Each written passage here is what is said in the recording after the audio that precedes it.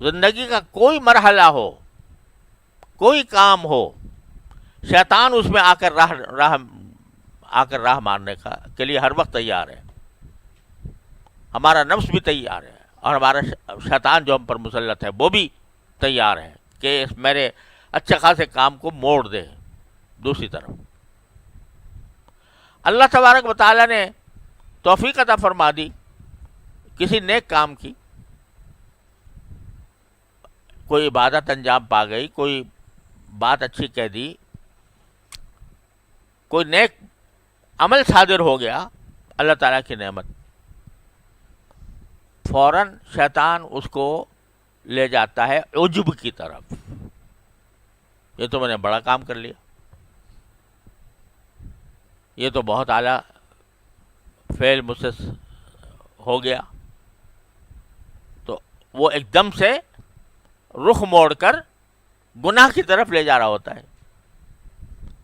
اگر وہی بات، وہی کام جو اللہ تعالیٰ کی توفیق سے اچھا ہوا، اس پر بندہ شکر ادا کر لے کہ اللہ آپ کا شکر ہے کہ آپ نے مجھ سے یہ کام کرا لیا،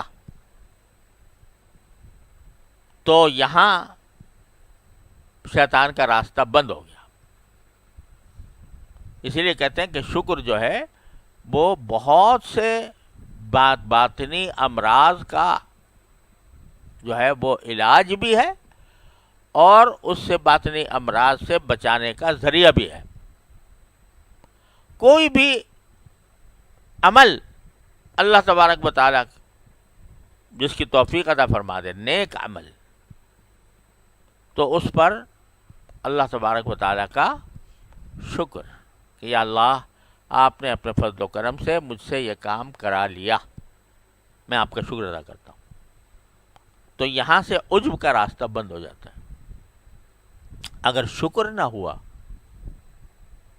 اور اچھا کام نظر آیا اپنا، تو وہیں شیطان آ کے راہ مار دے گا کہ تو نے بڑا زبردست تیر مار دیا، تو نے بہت بڑا عظیم کارنامہ انجام دے دیا.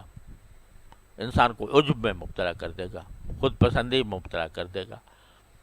اور عجب جو ہے یہ مقدمہ ہوتا ہے کبر کا اور تکبر کا. جب ایک مرتبہ خود پسندی اپنے اندر آ گئی تو پھر وہ آگے تکبر تک لے جاتی ہے.